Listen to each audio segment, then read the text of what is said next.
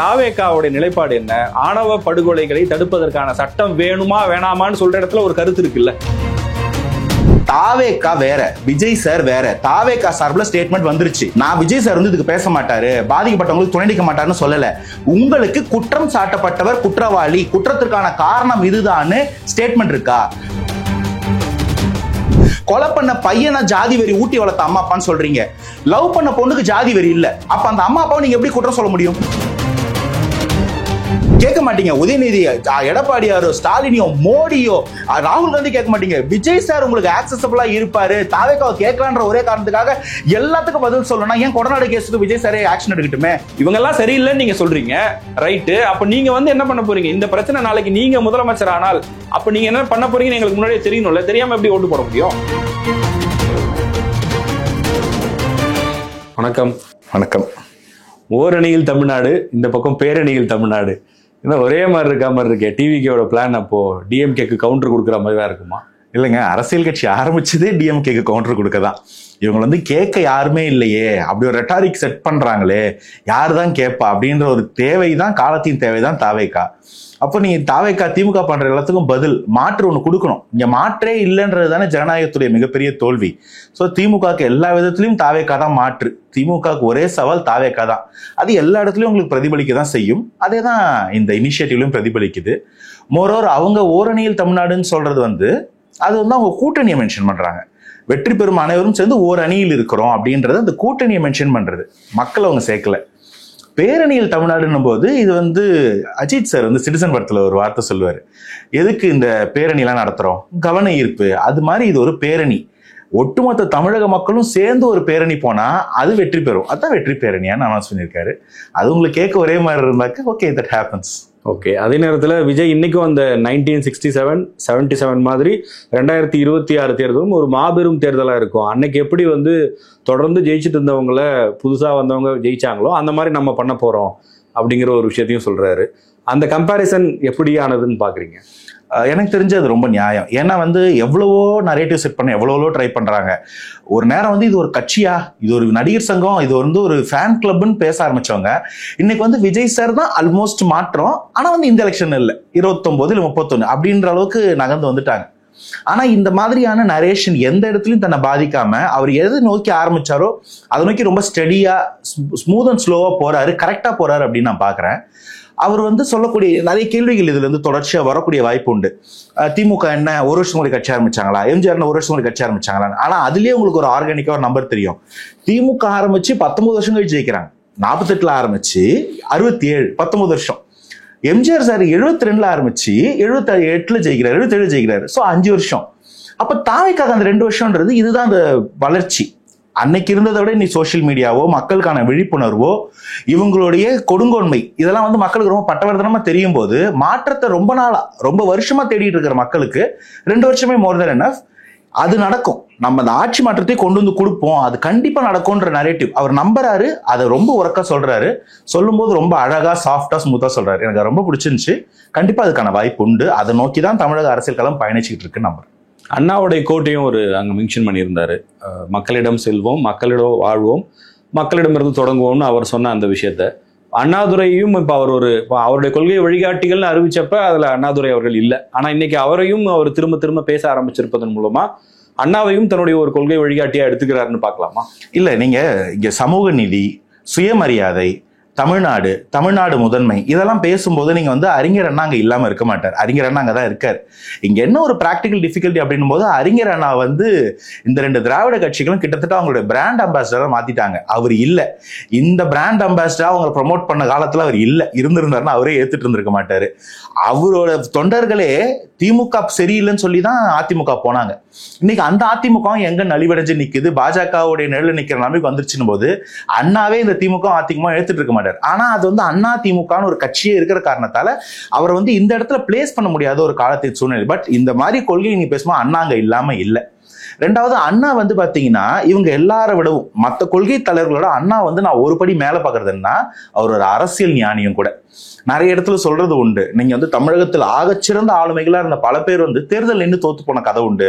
அது காமராஜருக்கு கூட உரித்து உண்டு. ஒரு மேடையில வந்து பெரியாரும் சொல்லியிருப்பாரு, என் பேச்சை கேட்க இவ்வளவு பேர் வந்தீங்களா, நான் என்ன ஓட்டு போடுவீங்களா அப்படின்னு கிண்டலா சொல்லியிருப்பாரு.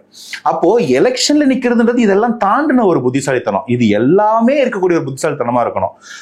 ஒரு சர்க்காஸ்டிக்கா சொல்லுவாங்க, ஒரு அமைச்சரோ இல்ல ஒரு எம்எல்ஏவோ ஒரு தேர்ந்தெடுக்கப்பட்ட ரெப்ரசன்டேட்டிவ் அப்படின்றவரு ஒரு மாவட்டத்தில் இருக்கக்கூடிய பிச்சைக்காரன்ல இருந்து திருடன்ல இருந்து போலீஸ்ல இருந்து டாக்டர்ல இருந்து வக்கீல்ல இருந்து ஐஏஎஸ் இவங்க எல்லாருக்கும் ஆகச்சிறந்த அறிவாளில இருந்து அக்யூஸ்ட் வரைக்கும் எல்லாருக்கும் தலைவனா இருக்கணும். அப்ப எல்லாரும் யோசிக்கிறது யோசிக்க தெரிஞ்சிருக்கணும், அதை தாண்டி ஒரு படி முன்னாடி இருக்க தெரிஞ்சிருக்கணும். சோ இது எல்லாத்தையும் சேர்ந்த ஒரு கலவையா தான் அரசியல்வாதிகள் இருப்பாங்க. அதுலயே ஒரு சாதனையாளர். நீங்க சொன்ன இந்த 2 சாதனையுமே எம்ஜிஆர் கூட தன்னை நம்பி பேட் பண்ணல, அண்ணாவை நம்பி தான் பேட்டிங் பண்ணார். அண்ணாவின் சீடனா நான் வந்திருக்கேன்னு தான் சொன்னார். So Anna was a remarkable man of the match in Tamil Nadu politics. அதனால அவர் வார்த்தைகள் எல்லாம் நீங்க எடுத்துக்காம செயல்பட முடியாது. என்ன கொடுமைனா திமுக அதிமுக அவர் வெறும் போட்டோவை வச்சுக்கிட்டு நீங்க செயல்படுத்தாம இருக்காங்க. அதை செயல்படுத்த தாவேக்க வராங்க. தொழில் தலைவர் வெறும் வாயில சொல்றதோட அவங்க செயல் அவங்க போட்டு பாதையில் நடக்கணும் இல்லைங்களா, அதை தாவேக்கா பண்றாங்கன்னு பாக்குறேன். இது ஒண்ணு. நீங்க கோட் பண்ண அந்த கோட்டுக்காக சொல்றேன், எந்த ஒரு கட்சியுமே ரொம்ப நாள் ஆட்சியில இருந்து ரொம்ப பயணிக்கும் போது அந்த கட்சிக்கு வந்து ஒரு பெரிய மாஸ் டெவலப் ஆயிடும். ஒரு கேடர் பேஸ்ட் பார்ட்டியா அவங்க வந்து கிராஸ் ரூட் லெவல் வரைக்கும் போயிடுவாங்க. அப்ப என்ன ஆயிடுதுன்னா இந்த கட்சியும் மக்களும் பிரிஞ்சிடுறாங்க. மக்கள் வந்து தனியா நிற்பாங்க. அந்த கட்சிக்காரர்ல பார்க்கும்போது அவர் திமுக காரருப்பா, அவர் கட்சிக்காருப்பா, அவர் அதிமுக இருப்பான்னு அவரை தள்ளி வச்சிடறோம். அவங்க அதுக்கேற்ற மாதிரி தான் வருஷத்துல 5 வருஷத்துல 4.5 வருஷம் வந்து அவங்க பாட்டு ஜாலியா சுத்துவாங்க, கெத்தா சுத்துவாங்க. 6 மாசம் வந்து நம்மளோட இணைஞ்சு பண்ணிப்பாங்க, காலை கூட தொட்டு கும்பிடுவாங்க, வீடு வீட்டுக்கு வந்து ஆரத்தி எடுத்து பொட்டு வச்சுட்டு குடும்பத்துல ஒருத்தனா மாறிடுவாங்க. இதுதான் கட்சிக்காரங்களுடைய அவலம். ஆனா அந்த கட்சி புதுசா ஆரம்பிக்கும் போது அவங்க எப்படி இருந்திருப்பாங்க, அவங்களும் இந்த மக்களுக்குள்ள தான் வந்திருப்பான். திமுக ஆரம்பிக்கும் போதும் இந்த மக்கள் கூட தான் சேர்ந்து ஒர்க் பண்ணாங்க. அதிமுக ஆரம்பிக்கும் போது இந்த மக்கள் தான் ஒர்க் பண்ணிருப்பாங்க. அந்த மக்களால தான் அந்த மாற்றம் சாத்தியமாச்சு. இன்னைக்கு தாவேக்காவோட டேர்ன் அது. மக்களே ஒரு கட்சி ஆரம்பிச்சு மக்களே ஒர்க் பண்ணி மக்களே ஓட்டு போட்டு ஜெயிக்க வைக்கிறது தான் அந்த மாற்றம். சோ மக்களோட போங்க, மக்களோட இருங்க, மக்கள்கிட்ட இருந்து கத்துக்கங்க, மக்களோட சேர்ந்து பிளான் பண்ணுங்க. மக்களோட சேர்ந்து தான் பிளான் பண்றாங்க. அதுதான் அந்த ஆப். திராவிட இயக்கத்தின் தொடர்ச்சியா அப்போ அவர் பெரியார் அண்ணா போன்ற திமுகவுக்கு யாரெல்லாம் ஐடல்ஸா இருக்காங்களோ அதே தலைவர்களை அதே கொள்கைகளை பேசி வரக்கூடிய ஒரு கட்சியா இருக்காரு. இப்போ தமிழ்நாட்டில் திராவிட இயக்கங்கள் தான் இத்தனை 50 வருஷமா ஆட்சியில் இருக்காங்க. அந்த பாதை தான் நமக்கான பாதை, அதுல போனாதான் ஒரு ஆட்சி மாற்றத்தை ஏற்படுத்த முடியும்னு விஜய் புரிஞ்சுக்கிட்டு ஒரு திராவிட இயக்கத்தின் தொடர்ச்சியாகவே தான் பயணிக்க போறாருன்னு எடுத்துக்கலாமா? இல்ல, முதல்ல வந்து எந்த சித்தாந்தத்துமே வந்து நீங்க வந்து தப்பான சித்தாந்தமா சொல்லிட முடியாது. நீங்க எந்த சித்தாந்தம் பேசினாலும் அந்த சித்தாந்தம் ஆரம்பிக்கும் போது எப்படி இருந்திருக்கோம்னா, ஒரு செட் ஆஃப் மக்களுக்கு வந்து நல்லது செய்யணும், அவங்க பாதிக்கப்பட்டிருக்காங்க, அவங்களுக்கு ஒரு த்ரெட் இருக்கு, நம்ம பாதுகாவலனா வரணும் அப்படின்னு தான். அதை நீங்க இன்னைக்கு இருக்கக்கூடிய ஒரு ஜாதி கட்சியா இருந்தாலும் சரி, ஒரு ஹிந்துத்துவா பேசுற கட்சியா இருந்தாலும் சரி, இந்த மக்கள் ஒடுக்கப்படுறாங்கன்ற அந்த வாய்ஸ் அவுட் பண்ண தான் வந்திருப்பாங்க. நாளடைவில் அவங்க வந்து ஆட்டோகிராட்டிக்கா அத்தாரிட்டேட்டிவா மாறிடுறாங்க. அது மாதிரி திராவிட சித்தாந்தம்ன்றது ஒரு காலத்துல நம்ம ஆரியர்களுக்கு இன்வேஷனுக்கு எதிராகவோ அந்த ஹிந்திக்கு எதிராகவோ வடநாட்டுல இருந்து வந்த எதிர்ப்புக்கு எதிராகவோ உருவான ஒரு சித்தாந்தம். அதை வந்து நீங்க முற்றுமுழுசா ஒழிக்கணும்ன்றதெல்லாம் இங்க பேச்சு கிடையாது. அந்த சித்தாந்தத்துல இருந்தக்கூடிய தலைவர்கள் அன்னைக்கு என்ன பேசினாங்க, அவங்க வெறும் ஆரியம் திராவிடம் மட்டும் தான் பேசினாங்க இல்லையே. அதை தாண்டி சமூக நீதி பேசியிருக்காங்க, சுயமரியாதை பேசியிருக்காங்க, இங்க படிப்பு கொண்டு வந்திருக்காங்க, பல ஊர்ல நடக்க முடியாத விஷயங்களும் இங்க நடத்தி இருக்கிறாங்க. இப்ப நீங்க அண்ணா வரைக்கும் கோட் பண்றீங்கன்னா, தமிழ்நாடுன்ற பேர் இங்க வந்திருக்கு. அதுக்கான போராட்டம் எவ்வளவு பெருசு. இன்னைக்கு தமிழ்நாடுன்றது நம்ம கையில நெஞ்சில இருக்கு, அது பெருசா வேல்யூ தெரியாது. அன்னைக்கு அந்த போராட்டம் இல்லைன்னா என்ன இருக்கும்னா, இது ஒரு தட்சிண பிரதேசமா இருக்கும். மத்திய பிரதேசம், உத்தரப்பிரதேசம், ஹிமாச்சல பிரதேசம், பக்கத்துல இருந்து ஆந்திர பிரதேசம் மாதிரி இது ஒரு தட்சிண பிரதேசமா இருக்கும். தமிழ்நாடுன்றது எவ்வளவு பெரிய அடையாளம். நம்ம மொழி வழியா வாழ்ந்த மொழி வழி தேசியன்றதை கொண்டு வந்தது அப்ப திராவிடம் சொல்றீங்களா? அது தமிழ் இல்லையா? சோ இங்க திராவிடமோ வலதுசாரியோ கம்யூனிசமோ தலித்தியமோ இல்ல தமிழ் தேசியமோ எல்லாம் மக்களுக்கான சித்தாந்தம். இது அனைத்தையும் ஒருங்கிணைச்சது தாவேக்கான்னு நான் பாக்குறேன். தாவேக்கா எதையுமே பிரிக்கல, யாரையுமே வேணும் வேணாம்னு சொல்லல. எல்லா சித்தாந்தத்துல இருக்கிற மக்களுக்கு நல்லது எதுவோ, ஆதிக்கத்துக்கு எதிரானது எதுவோ அது எல்லாத்தையும் எடுத்து செய்யறாங்க. அப்ப பெரியாரையும் கொண்டாடலாம், தேவரையும் கொண்டாடலாம், நீங்க சேகரனாரையும் கொண்டாடலாம், அண்ணாவையும் கொண்டாடலாம். இதுல எந்த தப்பு இல்லைன்னு சொல்றேன். ஓகே. அதே நேரத்துல அவர் இன்னைக்கு இன்னொரு முக்கியமான விஷயத்தையும் சொல்றாரு. நாம இருக்கோம், நமக்காக மக்கள் இருக்காங்க, வேற யார் நமக்கு வேணும், கூட்டணியெல்லாம் வேணாம், நம்ம தனித்தே களம் காணவும் தயாரா இருக்குன்ற ஒரு மெசேஜ் சொல்றாரா தொண்டர்களுக்கு? அவர் ஆரம்பத்துல இருந்து அதான் சொல்றாருங்க. நம்மளாம் தான் வந்து அவர் கூட்டணிக்கு போவாரா, கூட்டணிக்கு யாரு வராங்க, யாருமே வரலன்ற கேள்வி எல்லாம் மக்களை தாண்டி மற்ற கட்சிகளுக்கும் ஊடகத்துக்கும் சாயங்காலம் 7:30 மணிக்கு பிரைம் டைம்ல டிபேட் நடத்துறவங்களுக்கு தான் பிரச்சனையா இருக்கு. தாவேக்கு அந்த பிரச்சனைகள் என்னைக்குமே போல. ஆரம்பத்துல இருந்து ஒரே பாயிண்ட், ஒரே ஸ்டாண்டு. நம்ம ஆட்சி அமைக்கிறோம், அறுதி பெரும்பான்மையில வரோம், அப்பவும் நம்ம கூட வர்றவங்களை, நம்மளை நம்பி வர்றவங்களை ஆதரிக்கணும் இல்லையா, அவங்களுக்கு ஆட்சியில பங்களிக்கணும் இல்லையா. இது வந்து அவர் அன்னைக்கே அதான் சொல்றாரு, நான் வரேன், நான் நிக்க போறேன், men may come men may go, I go on for எவர்னு சொல்றேன். என்னன்னா கட்சிக்குள்ள மட்டும் இல்ல, கூட்டணியோ எதிர்கட்சியோ ஆளுங்கட்சி எல்லாம் வரும் போவோம், நான் நிக்க போறேன், தொடர்ந்து பயணிக்க போறேன்னு சொல்றாரு. அவர் அதே ஸ்டாண்ட்ல நிக்கிறாரு, ஜெயிக்க போறோன்ற நம்பிக்கையில தொடர்ந்து உழைக்கிறாருன்னு நான் சொல்லிட்டு இருக்கேன். சோ அவர் என்னைக்கும் ஸ்டாண்ட மாத்தல. சுத்தி சுத்தி ஓடிட்டு இருக்காங்கல்ல, அவங்களுக்கு தான் வேற வேற மாதிரி தெரியுது. அவங்க ஓரமா உட்காந்தா போதும், தாவேக்கா தானா பயணிக்கும். ஓகே. ஆனா அப்படி ஒரு தனித்து களம் காணுவது அப்படிங்கிறது இன்னைக்கு இருக்கிற அரசியல் சூழ்நிலையில திராவிட கட்சிகளான திமுக அதிமுகவே அந்த ரிஸ்க் எடுக்க தயங்குறாங்க, கூட்டணி கட்சிகளை அரவணைக்கிறாங்க. இன்னைக்கு இருக்கிற சூழல் ஒருவேளை விஜய்க்கு கூட்டணி கட்சிகள் அமையல அப்படின்னு எடுத்துக்கிட்டாலும், இல்ல வந்தாலும் அவர் வேணான்னு முடிவு பண்றாருன்னு எடுத்துக்கிட்டாலும், தனித்து நிக்கிறதுங்கிறது ஒரு ஒரு நல்ல ஸ்ட்ராட்டஜிக்கலான மூவா இருக்குமா? ஃபர்ஸ்ட் ஆஃப் ஆல் நான் தேங்க் பண்றேன் உங்களை. அவர் வந்து இந்த கூட்டணி கட்சிகள்லாம் விட்டு தனித்து நின்னாலும் அவருக்கு ஒரு வாய்ப்பு இருக்கும் அப்படின்னு நீங்க அங்கீகரிக்கிறதுக்கு. ஏன்னா அதுதான் ரியாலிட்டி. இங்க வந்து இந்த எல்லாருமே வந்து பிரிவினை பேசுறவங்க. நீங்க எந்த ஒரு கட்சி எடுத்தாலும் நான் இவங்கன்னு சொல்ல விரும்பல.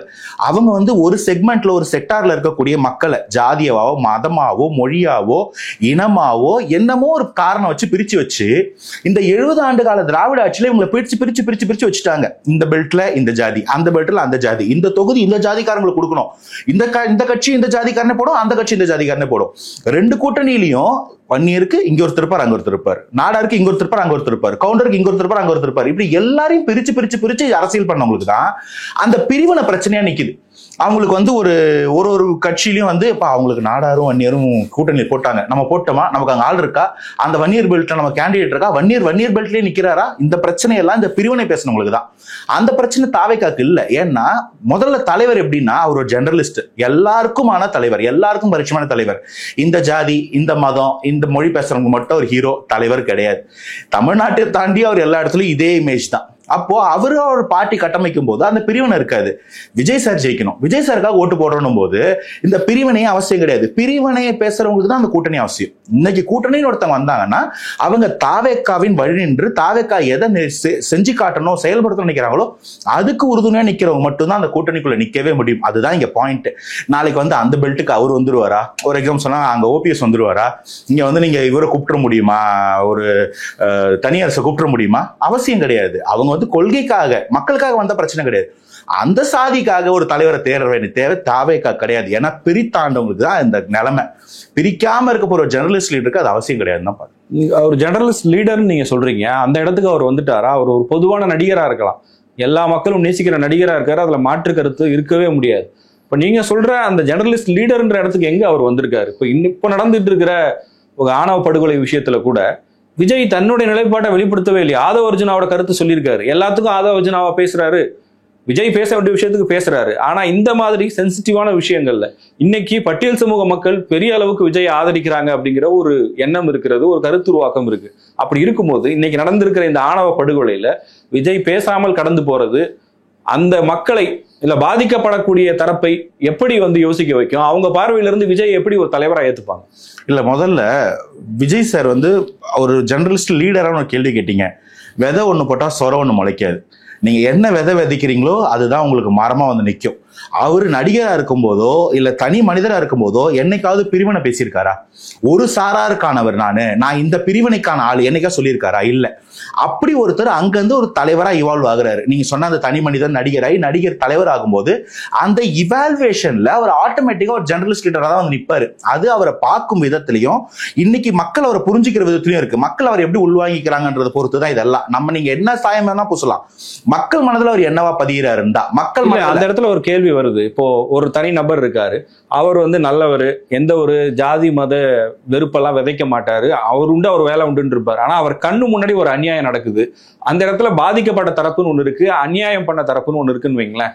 அதுல அவர் ஒரு நிலைப்பாடு எடுக்கணும்ல. அதெல்லாம் பார்த்துக்கிட்டு அமைதியா உட்காந்துருக்காருன்னா நீங்க எப்படி அவர் நல்லவர்னு சொல்லுவீங்க? இல்ல, நீங்க பார்த்துக்கிட்டு அமைதியா உட்காந்துருக்காருன்ற கேள்வி யாரை கேட்கணும்னா அந்த ஜாதி வச்சு அரசியல் பண்றவங்களை கேட்கணும். அதை கேட்க மறந்துட்டோம். அந்த உயிரிழந்த பையனோட அப்பா யாரை கூப்பிடுறாரு, யாரை குற்றம் சாட்டுறாரு, யாரு கேட்டிருக்கணும்னு சொல்றாரு, முதல்ல அவங்க கேட்கல. இப்பயும் அதை வச்சு அரசியல் பண்ணுவாங்க, ஆனா அவங்க தட்டி கேட்க மாட்டாங்க. அவங்க எந்த கூட்டணியில இருக்கிறாங்க, இது வரைக்கும் யார் ஆட்சி பண்ணியிருக்காங்க? 70 வருஷமா இது நடக்குதுங்க. இந்த ஆணவ படுகொலைன்றது எனக்கு விவரம் தெரிஞ்சு 20 வருஷமா கேட்டுக்கிட்டு தான் இருக்கும், பேசிக்கிட்டு தான் இருக்கும். யுவராஜ்ல இருந்து எத்தனையோ கொலையை நம்ம பார்த்துட்டோம். யுவராஜ் கேஸ்ல இருந்து இன்னைக்கு வரைக்கும் அந்த ரெண்டு கட்சி மாறி மாறி ஆட்சி வராங்க, கூட்டணி வராங்க. ஆணவ கொலை தடுப்பு சட்டம் ஏதோ ஒன்று இருக்குங்களா? அதுக்கு ஸ்பெஷலா ஒரு கிளாஸ் போட்டிருக்காங்களா? பிரச்சனை என்னன்னா செஞ்சவன கேட்க மாட்டோம், செஞ்சவங்க வேடிக்கை பார்த்தவங்க துணை நின்றவன கேட்க மாட்டோம். அதை தடுக்கிறதுக்கு வாய்ப்பு இருந்தும் தடுக்காதவனை கேட்க மாட்டோம். இன்னைக்கு அந்த நிலைமைக்கு எழுச்சி ஒருத்தர் வரும்போது இது ஒரு கிரைம் கேஸ். எப்பயுமே நம்ம மக்களுக்கு என்ன ப்ராப்ளம்னா, ஒரு கிரைமையும் ஒரு நார்மல் டெத்தையும் ஒரு போலீஸ் எக்ஸஸ், ஒரு கவர்மெண்ட் அட்ராசிட்டியும் ஒரே லெவல்ல வச்சு பாக்குறீங்க. முதல்ல வந்து நீங்க வந்து அஜித் குமாரோட இறப்பு வந்து ஒரு கவர்மெண்ட் போலீஸ் எக்ஸஸ்.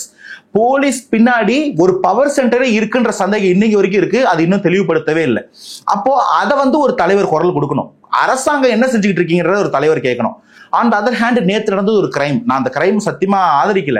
அந்த கிரைமா பார்க்கணும். அதை ஒரு போலீஸ் இன்வெஸ்டிகேட் பண்ணணும். இந்த இடத்துல உள்ள போந்துட்டு போலீஸ் எல்லாம் வெளில போ, நான் தெரியப்படுத்தல விஜயகுமார் ஐபிஎஸ் உள்ள இன்வெஸ்டிகேஷன் பண்ண முடியும்.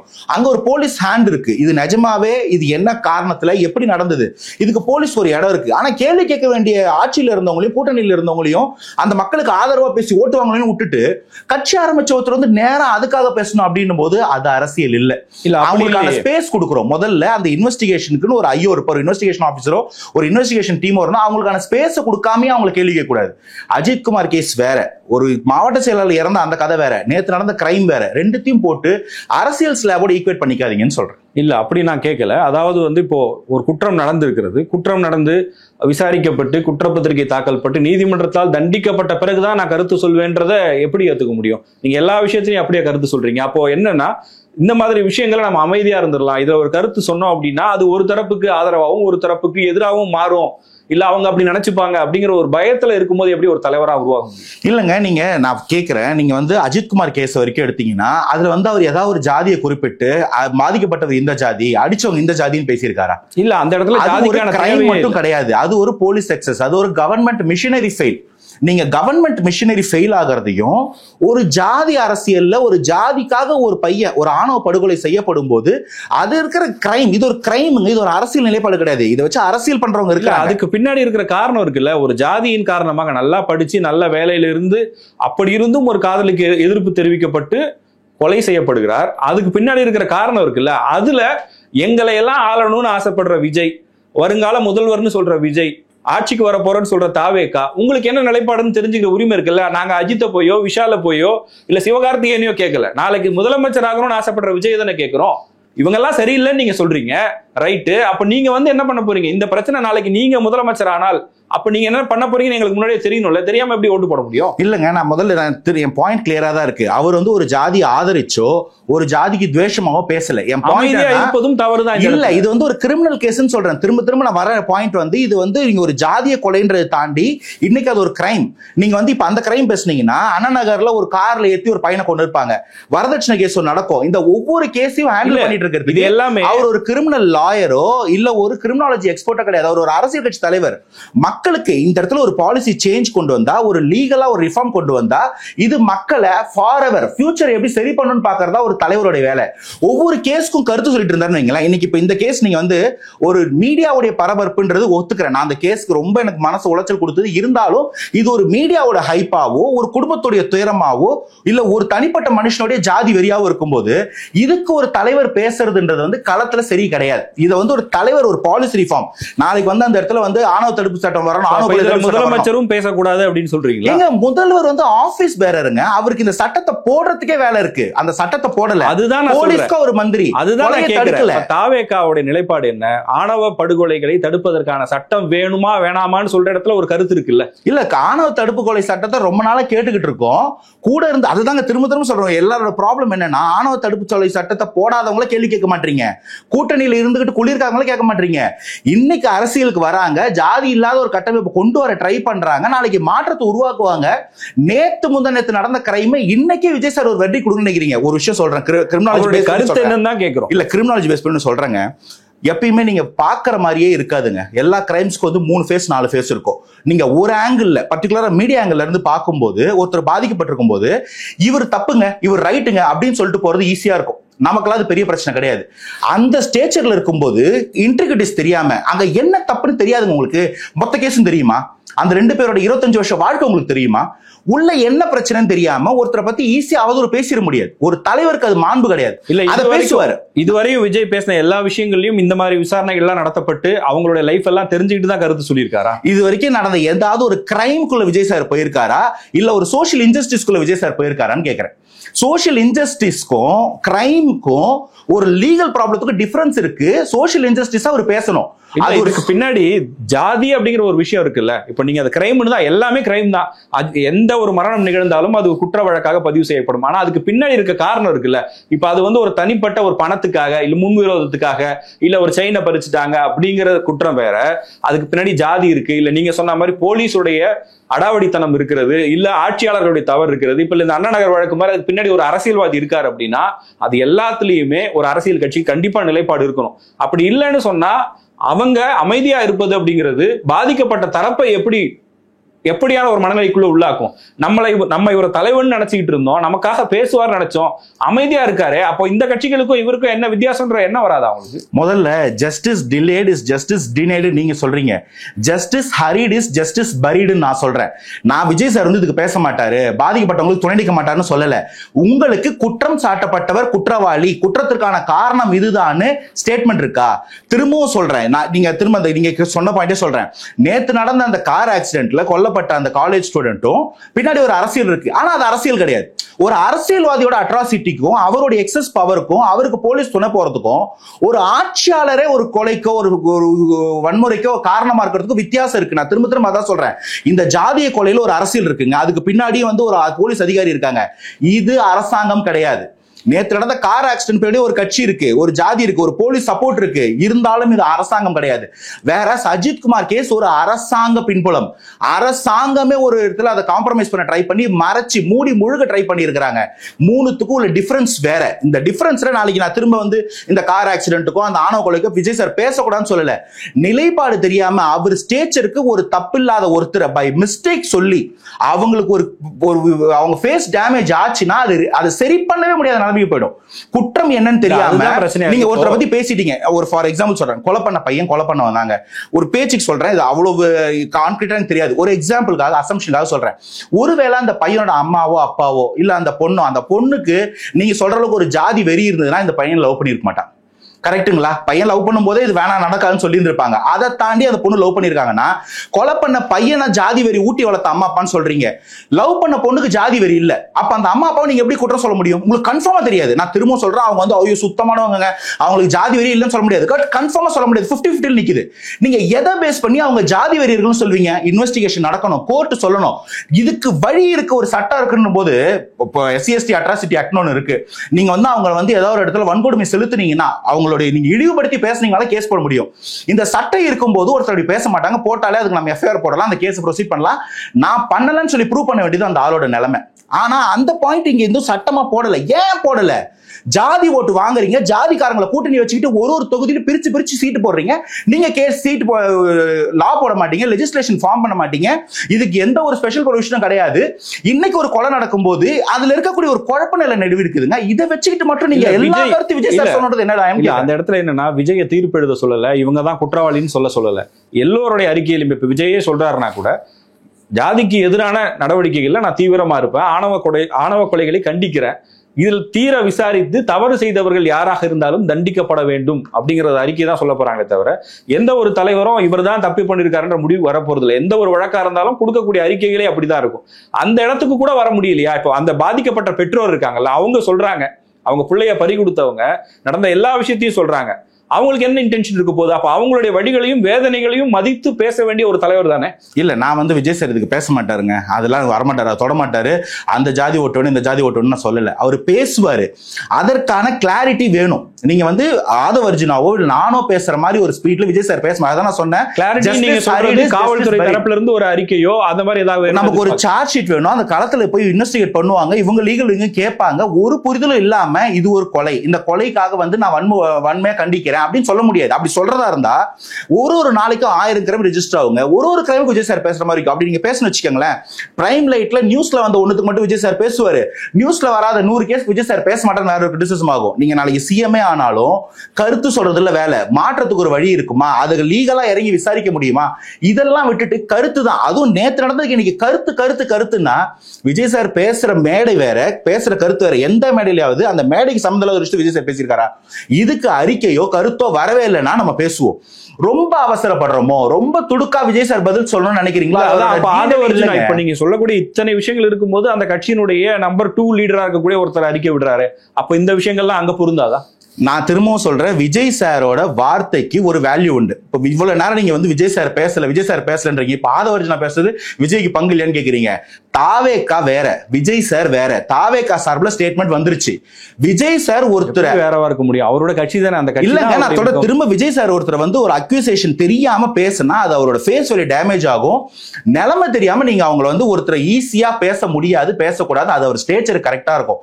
நாளைக்கு இது ப்ரொசீட் ஆகும்போது கண்டிப்பா பேசுவாங்க. திரும்பவும் சொல்றேன், கிரைம்ஸ்க்கெல்லாம் பேசிட்டு இருக்க முடியாது. ஒரு தலைவர் ஒரு பாலிசி, ஒரு லெஜிஸ்லேஷன் ஃபார் ஒரு மாற்றம் கொடுக்க முடியும்னா அது ஒரு தலைவர் பேசல. இப்ப அந்த இடத்துல இன்னொரு கேள்வி வருது எனக்கு. இப்ப நீங்க திரும்பவும் அஜித்குமார் வழக்கு எடுத்துக்கிட்டீங்கனாலும் அங்க விஜய் அறிக்கை கொடுக்கும் போதோ இல்ல அவர் வீட்டுக்கு போகும்போதோ அதிகாரப்பூர்வமா அந்த வழக்கை விசாரிச்சு குற்றப்பத்திரிகை மாதிரியான இடத்துக்குலாம் அது போகல. ரொம்ப முதல் கட்ட விசாரணை இருந்துச்சு. செய்தி ஊடகங்கள்ல வந்ததோ இல்ல நேரடியா போய் கேட்ட தகவல்கள் தான் இருந்திருக்கும். அதுலயும் இறுதியா என்ன வரப்போகுதுங்கிறது சிபிஐ விசாரணைக்கு பிறகுதான் தெரிய வரும். அப்ப அங்க நீங்க ஒரு விஷயத்தை எடுக்கிறீங்கல்ல, இந்த இடத்துல காவல்துறையோட அடக்குமுறை நடந்திருக்குன்னு செய்தி வருது, அந்த குடும்பத்துக்கு நம்ம போய் நிக்க வேண்டியது நம்ம தார்மீக கடமைன்னு நினைக்கிறீங்கல்ல, அந்த ஸ்டேஜ்ல தான் நான் கேட்கிறேன். அந்த இடத்துல கூட இதுல ஒரு நிலைப்பாடு எடுக்க முடியலையா? நீங்க என்ன வேணா ஸ்டாண்ட் எடுங்க, எதுவுமே எடுக்க முடியலையான்னு கேட்கிறேன். நான் உங்களுக்கு இதுக்கு பதில் சொல்லிட்டேன், நீங்க ரீவைண்ட் பண்ணி பாத்தீங்கன்னா தெரியும். இருந்தாலும் திரும்ப சொல்றேன், நான் திரும்பவும் சொல்றேன், கிரைம்ஸ் பல வகை. ரோட்ல நடந்த ஒரு ஆக்சிடென்ட்லயும் ஒரு கட்சி பின்னணி இருக்கு. அதை போலீஸ் ஃபைல் பண்ண மாட்டேன், கேஸா ஃபைல் பண்ண மாட்டேன், ஆக்சிடென்டா ஃபைல் பண்றேன்னு சொன்ன ஸ்டேட்மெண்ட் இருக்கு. அதுக்கு விஜய் சார் பேச முடியாது. ஏன்னா இது ஒரு போலீஸ் எக்ஸஸ், கவர்மெண்ட் அட்ராசிட்டி கிடையாது. அரசாங்கத்தின் கொள்கை முடிவால் ஏற்படக்கூடிய தப்போ இல்ல அரசாங்க கிரைமோ வேற, அதுல ஒர்க் பண்ணக்கூடிய ஊழியர்களோ ஒரு தனி மனிதர்களோட கிரைமோ வேற. அந்த ரோடு ஆக்சிடென்ட் ஒரு கிரைம், ஆணவ படுகொலை ஒரு கிரைம், அந்த அஜித்குமாரோட கேஸ் வேற, போலீஸ் எக்ஸஸ் அது கிரைம் இல்ல, அதையும் தாண்டினது. வேலியே பயிர மெஞ்ச கணக்கு, அதுக்கு பின்னாடி இருக்கக்கூடிய பவர். அரசாங்கத்தினுடைய தவறை அவர் கேட்கிறாரு, நான் புரிஞ்சுக்கிறேன். ஆனா ஆட்சியில் இருக்கக்கூடிய ஒரு கட்சி, அந்த கட்சியை சேர்ந்த ஒரு பிரதிநிதி, நம்ம ஆட்சியில இருக்கிறோம், நம்ம என்ன வேணாலும் பண்ணலாம் அப்படிங்கிற மனநிலையும் இந்த ஜனநாயகத்துக்கு ஆபத்தானதுன்னா அதை நான் கேள்வி கேட்க மாட்டேன். தனி மனிதர்கள், திரும்ப சொல்றேன், தனி மனிதர்களை கேள்வி கேட்கிற அதிகாரம் போலீஸ்க்கும் கோர்ட்டுக்கும் கொடுக்கப்பட்டிருக்கு. அதுக்கு சட்டங்கள் இருக்கு. நீங்க சொல்லக்கூடிய எல்லாத்துக்குமே ரோடு ஆக்சிடென்ட்க்கு ஒரு சட்டம் இருக்கு. தெரியாம இடிச்சா ஃபைன். அதை ஏத்தி கொலை பண்ணிருந்தா அது அட்டெம்ப்ட் டு மர்டராவோ, அவர் இறந்திருந்தா அது மர்டராவோ கன்சிடர் பண்ண முடியும். இந்த சட்டம் இருக்கா? அதே மாதிரி SC/ST அட்ராசிட்டி ஆக்ட் ஒன்னு இருக்கா? இந்த போலீஸ் எக்ஸஸ்க்கு என்ன ஆக்ட் இருக்கு? ஆக்டே இல்ல, ஆக்ட் போட வேண்டிய கம்னு இருக்கீங்க. அடிச்சு கொண்டதுல உங்க கை இருக்கு, மறைமுகமா உங்க மந்திர கை இருக்குன்னு சொல்றதுனால அதை கேள்வி கேட்க வேண்டிய கட்டாயம் ஏற்படுது. விட்டா நாளைக்கு அந்த குடும்பத்துக்கே பாதிப்பு. அந்த வீடியோ எடுத்தவரையோ கூட இருந்த 5 அண்ணன் தம்பிங்களையோ ஃப்ரெண்ட்ஸையோ மொத்தமா முடிச்சு புதைச்சிருப்பானுங்க. அந்த இடத்துல அதை லைம்லைட் கொண்டு வந்து போய் நிக்க வேண்டியது. அன்னைக்கு ஸ்டேட்மெண்ட் கொடுத்தாரா, அறிக்கை கொடுத்தாரா, லீகலா ப்ரொசீட் பண்றாங்க. அதுக்கு ஒரு ஆர்ப்பாட்டம் தேவைப்படுது, லைம்லைட் இன்னும் தேவைப்படுதுன்னும் போது அதை ஆர்ப்பாட்டம் பண்றாங்க. Vijay sir is not a man of statements. ஒன்னு உட்காந்து டெய்லி ஸ்டேட்மெண்ட்டும் பதில் கடிதமும் எழுதிட்டு இருக்கிறது இல்ல அவர் வேலை. இப்ப இதுல நீங்க சொன்னதுலேயே இன்னொரு கேள்வியோட நான் முடிக்கணும்னு நினைக்கிறேன். அதாவது இப்போ வாக்கு வங்கிக்காக பயந்துகிட்டு இந்த அரசியல் கட்சிகள் எல்லாம் அமைதியா இருக்காங்க, அதுல சட்டம் கொண்டு வராம இருக்காங்க சொல்றீங்க. அந்த ஸ்டேட்மெண்ட்டுக்கும் இதை பேசினா, இந்த விஷயத்துல இப்ப பேசினா விஜய் சாரோட இமேஜ் டேமேஜ் ஆயிரும் அப்படின்றதுக்கு என்ன வித்தியாசம்? இதுல என்னங்க விஜய் டேமேஜ் ஆயிடுவாரு? இந்த நான் கேக்குறேன், அதான் அந்த பையனை வந்து எப்பா வருவாரு, அக்கா லவ் பண்ற பையனை அடிச்சு கொல்லுன்னு விஜய் சார் சொன்னாரா, இல்ல இந்த பொண்ணு லவ் பண்ணுனாரா, இல்ல அந்த வீட்டுக்கு போனாரா? விஜய் சார் இமேஜுக்கு இதுக்கு எந்த பிரச்சனையும் இல்ல.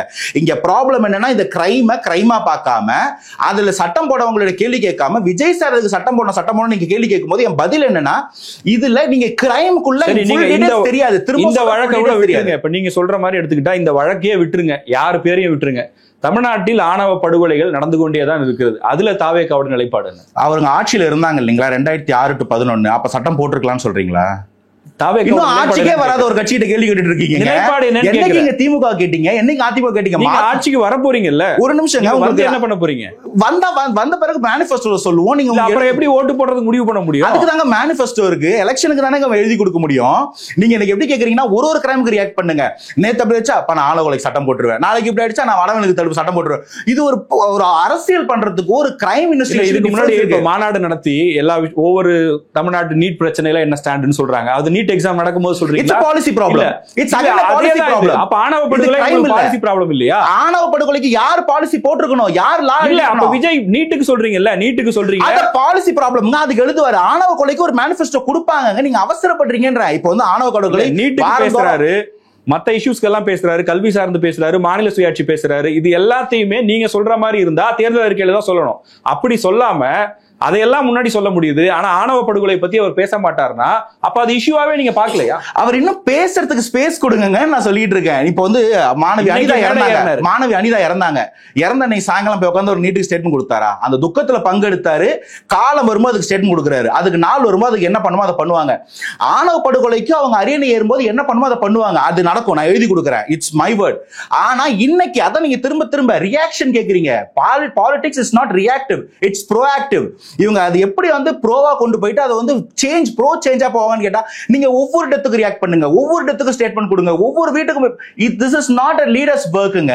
அப்புறம் போலீஸ், எஸ்ஐ, கான்ஸ்டபிள், எம்எல்ஏ இருக்கு. தினமும் வந்து விபத்துகளாலேயோ சாலை விபத்துலயோ நிறைய பேர் இறந்து போறாங்க. அது எல்லாத்துக்கும் விஜய் கருத்து சொல்லணும்னு கேட்கல.